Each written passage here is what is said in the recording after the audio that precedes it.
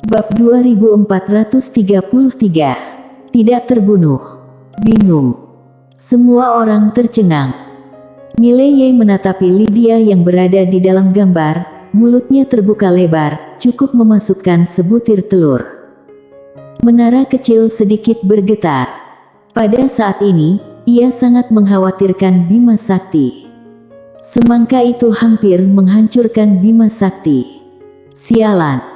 Bima Sakti hampir dihancurkan oleh sebiji semangka. Bisakah kamu mempercayainya? Ekspresi Bamas dan lainnya juga tampak serius saat ini. Wanita bergaun polos itu hanya memindahkan sebiji semangka ke sana, tapi dia membiarkan semangka itu melewati puluhan juta penghalang ruang waktu di alam semesta Star Territory dalam sekejap. Apakah hal ini yang bisa dilakukan manusia? Saat ini, mereka bertiga hanya ingin mengatakan satu kata, sialan. Perlu diketahui, semangka itu sendiri bukanlah benda ilahi. Membiarkan semangka melakukan perjalanan melalui alam semesta yang tak terhitung jumlahnya, betapa menakutkannya kekuatannya. Semua orang merasa bingung dengan adegan ini. Di dalam gambar tersebut, seorang wanita bergaun polos muncul di atas gedung tinggi yang terbengkalai. Dia berbalik dan menatap langsung ke arah Mileye. Siapa yang menindasmu? Siapa yang menindasmu? Mileye belum sempat berbicara. Menara kecil tiba-tiba berkata, Kak Destiny, mereka bertiga. Mereka bertiga menggertak majikan muda dan mengatakan akan menghancurkan jiwa spiritual majikan muda, selamanya tidak akan terlahir kembali. Mileye. Ketika mendengar apa yang dikatakan menara kecil, Bamas Gu dan lainnya mengerutkan kening. Pada saat ini, wanita bergaun polos tiba-tiba melihat Bamas dan lainnya. Tepat ketika Bamas Gu hendak berbicara, wanita bergaun polos tiba-tiba berkata, ingin mengatakan apa, kehidupan selanjutnya baru katakan saja. Suara itu melesat, pedang yang berada di tangannya tiba-tiba terbang. Puff. Dunia 6, di atas kepala Mileye dan lainnya tiba-tiba ada sebuah pedang yang menerobos ke langit. Ini adalah pedang penerapan Taoisme.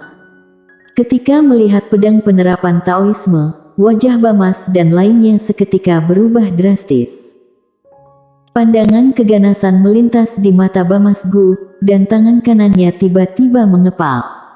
Detik berikutnya, dia menghentakkan kaki kanannya, dan seluruh tubuhnya membubung ke langit. Tinjuan penghancur gunung dia tiba-tiba keluar. Saat pukulan tersebut melesat, langit berbintang di sekitarnya langsung memanas. Namun, ketika pukulan Bamas Gu baru saja menyentuh pedang biru gaib. Puff. Pedang biru gaib terjun lurus ke dalam, langsung menusuk kepalan tangan Bamas Gu, lalu menenggelamkan tubuhnya di sepanjang kepalan tangannya. Bong. Dalam sekejap, Bamas Gu seperti bola yang kempes, kekuatan yang tak terhitung jumlahnya tersapu keluar dari tubuhnya, kemudian musnah. Pembunuhan instan. Di lokasi tampak sunyi hingga dapat mendengar suara jarum jatuh yang secara instan. Bamas Gu telah dibunuh. Mileye dan menara kecil tidak terkejut. Lydia membunuh orang secara instan, bukankah itu adalah hal yang normal? Selain itu, Lucasen dan Torgan benar-benar terpana. Satu pedang. Bamas Gu ini tewas seketika dengan sekali serang. Pikiran mereka berdua menjadi kosong saat ini. Selain itu, mata Bamas yang belum sepenuhnya menghilang ini penuh dengan rasa kebingungan. Dia membuka mulutnya dan ingin mengatakan sesuatu, tetapi dia tidak bisa mengatakan apa-apa. Jiwanya menghilang sedikit demi sedikit begitu saja. Pada saat itu, pedang penerapan Taoisme melayang keluar dari jiwanya. Detik berikutnya, pedang penerapan Taoisme langsung menuju Torgan. Wajah Torgan berubah drastis dalam sekejap. Dia tidak mundur, karena dia tahu bahwa dia tidak bisa mundur sama sekali. Kecepatan pedang ini sudah tidak normal, dia tidak bisa menghindarinya sama sekali. Torgan maju selangkah. Dengan langkah ini, pedang penerapan Taoisme langsung ditutupi oleh cahaya putih. Dunia pagi. Namun, pedang penerapan Taoisme baru saja memasuki dunia pagi langsung dimusnahkan. Ketika melihat pemandangan ini, wajah Torgan menjadi pucat. Pada saat ini, dia hanya memiliki satu pikiran di benaknya, yaitu mampus, sudah berakhir. Puff. Begitu pikiran itu muncul, pedang penerapan Taoisme sudah masuk di antara alisnya. Bom. Tubuh Torgan bergetar hebat, kemudian tubuh dan jiwa mulai musnah dengan cepat. Pembunuhan instan lagi. Ketika melihat wanita bergaun polos di gedung tinggi yang berada di kejauhan, matanya penuh ketidakpercayaan, "Kamu." Sebelum dia selesai berbicara, pedang penerapan Taoisme terbang secara mendadak, tubuh fisik dan jiwanya langsung menghilang. Pada saat ini, Mileye yang berada di samping tiba-tiba membuka telapak tangannya, dan dua cincin penyimpanan perlahan melayang di depannya. Cincin penyimpanan Torgan dan Bamas Gu. Mileye melirik kedua cincin penyimpanan, seketika itu kelopak matanya berkedut, lalu segera menyimpan cincin penyimpanan tersebut. Selain itu, Lukeson tiba-tiba berkata dengan gemetar, "Aku menyerah." Menyerah. Mileye dan menara kecil sama-sama terpana. Lukeson berkata dengan gemetar, "Senior, aku menyerah." Menyerah. Ekspresi Mileye terlihat agak aneh, dan menara kecil yang berada di sampingnya berkata, "Kamu terlalu lemah, menyerah begitu saja. Setidaknya kamu harus melawanlah." Lukeson melirik menara kecil, dan mengutuk di dalam hati. Sialan, berbicara secara lisan tanpa memahami kenyataan. Melawan. Apakah aku masih bisa hidup jika aku menolak? Pada saat ini, wanita bergaun polos membentangkan telapak tangannya, dan pedang penerapan Taoisme langsung muncul di tangannya. Dia tidak memilih untuk membunuh Lukeson secara langsung. Wanita bergaun polos menoleh ke bawah, dari posisinya bisa melihat separuh kota. Wanita bergaun polos menunduk dan terdiam. Mileye ragu-ragu sejenak, lalu berkata, "Lydia." Wanita bergaun polos menoleh ke arah Mileye, "Ada apa?" Mileye bertanya, "Apakah Yana baik-baik saja?"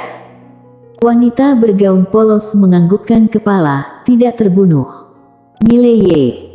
Wanita bergaun polos bertanya, "Kamu kenal dia?" Mileye menganggukkan kepala, "Dia telah banyak membantu aku." Dia merasa masih perlu mengatakan sesuatu yang baik tentang Yana. Dia memiliki kesan yang sangat baik tentang gadis kecil ini, terutama gadis kecil yang sangat steady. Wanita bergaun polos menganggukkan kepala, lalu berkata, "Apakah di sana baik-baik saja?" Mileye tersenyum dan berkata, "Baik."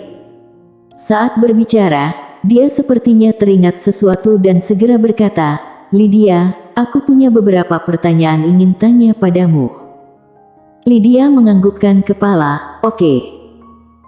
Mileye berkata dengan suara yang dalam, "Lydia, ada dua tingkatan alam, satu adalah lingkaran alam terobos dan menggambar lingkaran, tetapi aku tidak memilih untuk melewati dua tingkatan alam ini, tetapi aku memilih untuk bergabung. Kamu seharusnya tahu bahwa aku masuk di lingkaranmu, kan?" Lydia menganggukkan kepala, "Ya." Mileye berkata dengan suara yang dalam, "Setelah aku memasuki lingkaranmu, aku menyadari keadaan yang luar biasa, yaitu meditasi, tetapi setelah itu, aku tidak tahu harus pergi kemana lagi." Lydia berpikir sejenak, lalu berkata, "Konsentrasi." Mileye sedikit mengernyit, "Konsentrasi." Lydia menganggukkan kepala, "Setelah bermeditasi, kamu harus konsentrasi. Dewa juga disebut roh, jiwa spiritual. Setelah bermeditasi, pusatkan kekuatan spiritual dan kekuatan jiwa spiritualmu pada satu titik, pada akhirnya menyerang dari hati." Mileye berkata dengan suara yang dalam, "Menyerang dari hati." Pedang hati. Lydia menganggukkan kepala. Mileye tersenyum kecut. Pedang hati, aku telah memahaminya sejak lama. Selama bertahun-tahun, aku selalu merasa mengulangi jalan lama dari tingkatan alam sebelumnya, ini. Lydia tersenyum simpul, wajar. Mileye merasa sedikit bingung, wajar. Lydia berbalik dan melihat ke bawah kota, kemudian berkata dengan lembut, lihatlah orang-orang di dunia ini. Mereka bangun di pagi hari dan kembali pada malam hari untuk mencari nafkah. Dalam setahun, mereka mengulangi hari-hari yang membosankan hampir setiap hari. Apa arti hidup mereka? Bekerja, makan, tidur. Hari demi hari, tahun demi tahun, hingga akhir hayat. Saat mengatakan itu, dia menoleh untuk melihat Mileye. Tidak hanya mereka, semua yang ada di dunia ini pada dasarnya terus berulang, seperti matahari terbenam dan matahari terbit, seperti pasang surut air laut, seperti bunga mekar dan gugur yang terus berulang. Itu bukan hal yang buruk, setiap pengulangan setara dengan reinkarnasi baru dan titik awal yang baru. Mileye ragu-ragu sejenak, lalu berkata, bolehkah mengatakan lebih sederhana lagi? Lucasen yang berada di samping tiba-tiba berkata, ini sepertinya sudah sangat sederhana. Aku saja sudah mendengar dengan jelas. Teman seiman, kamu. Puff. Pada saat ini, sebuah pedang terbang entah dari sisi mana. Pedang itu jatuh langsung ke mulut Lucasen. Bang. Lucasen menyemburkan darah langsung dari belakang kepalanya. Ini adalah pedang penerapan Taoisme. Namun, pedang penerapan Taoisme tidak membunuhnya, hanya menghentikannya saja. Wajah Lucasen penuh dengan kebingungan. Wanita bergaun polos menatap Lucasen dengan dingin, kamu sangat pintar. Ekspresi Lucasen tampak murung, kapan aku ditindas seperti gini? Namun, dia sama sekali tidak berpikir untuk melawan. Wanita ini sangat kuat sehingga membuat orang tak berdaya. Wanita bergaun polos mengabaikan Lucasen dan menatap Mileye. Pedang hati terbagi menjadi banyak jenis, dan di antara banyak jenis dibagi menjadi banyak lapisan. Banyak lapisan dibagi menjadi alam yang berbeda. Ketika berbicara tentang ini, dia ragu-ragu sejenak, kemudian berkata, sangat sulit untuk mengatakannya dengan jelas, tetapi kamu juga tidak perlu khawatir tentang hal itu. Aku akan menguraikannya dengan sederhana. Selanjutnya kamu berlatih konsentrasi, lakukan seperti yang aku katakan. Tidak masalah jika kamu tidak memahaminya untuk sementara, kita dapat menyelesaikan latihan terlebih dahulu, kemudian memahaminya perlahan-lahan. Mileye. Lucasen yang berada di samping tercengang, sialan, boleh begitukah? Apa perbedaan antara kultivasi ini dengan menyontek? Mileye yang berada di samping menganggukkan kepala. Oke. Kalau begitu aku akan berlatih konsentrasi selanjutnya. Berbicara tentang ini, dia ragu-ragu sejenak, lalu bertanya, Lydia, ketika orang itu menentang pedang penerapan Taoisme kamu tadi, dia menggunakan ruang waktu yang istimewa, yaitu ruang waktu dunia pagi. Di dalam ruang waktu itu, ada kekuatan elapse yang misterius. Bisakah kamu membahas tentang ruang waktu ini? Lydia terdiam. Mileye sedikit mengernyit, apakah kamu juga tidak tahu? Lydia menggelengkan kepalanya, aku sedang memikirkan bagaimana menyederhanakan hal apa yang aku ketahui, sehingga kamu dapat memahaminya dengan jelas. Ekspresi Mileye tertegun. Menara kecil yang berada di samping ragu-ragu sejenak, lalu berkata, majikan muda, kamu harus mencoba membaca lebih banyak buku pada masa depan.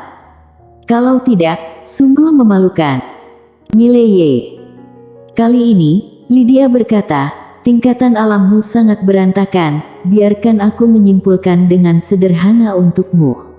Sekarang, biarkan aku uraikan padamu, ruang waktu ada dua jenis. Satu adalah ruang waktu normal. Apa yang dimaksud ruang waktu normal? Ini adalah ruang waktu yang ditempati semua benda dan roh hidup, dan ruang waktu ini adalah ruang waktu yang normal. Ada jenis ruang waktu lain yang disebut ruang waktu khusus. Ruang waktu dan ruang khusus ini lebih rumit karena jenisnya terlalu banyak. Yang kamu lihat tadi adalah jenis dunia pagi, itu hanya salah satunya di antaranya saja. Bagaimana ruang waktu khusus ini terbentuk? Sangat rumit. Dengan kata yang sederhana menyebutnya adalah kecepatan elapse waktu itu berbeda dengan ruang waktu normal. Mileye bertanya lagi, mengapa kecepatan elapse waktu berbeda dengan luar? Lydia berpikir sejenak, lalu berkata, karena kepadatan ruang waktu berbeda. Mileye sedikit mengernyit, dan terus bertanya, mengapa kepadatan ruang waktu berbeda? Setelah terdiam lama, Lydia berkata, karena setiap ruang waktu terbentuk, kerapatan ruang waktu akan berbeda karena berbagai faktor. Misalnya, perbedaan energi spiritual dalam berbagai ruang waktu juga akan mempengaruhi kepadatan ruang waktu, dan beberapa hal yang lebih penting adalah beberapa zat khusus dalam ruang waktu, yang sulit dilihat oleh orang biasa. Materi yang didapatkan bukanlah sesuatu yang dapat dikatakan dengan jelas dalam beberapa kata. Mileye menganggukkan kepala, lalu bertanya, bagaimana ruang waktu ini terbentuk? Dan, bagaimana zat itu terbentuk? Bom! Bangunan terbengkalai di bawah kaki Lydia tiba-tiba berubah menjadi ilusi. Menara kecil yang berada di samping Mileye berkata dengan nada gemetar, majikan muda.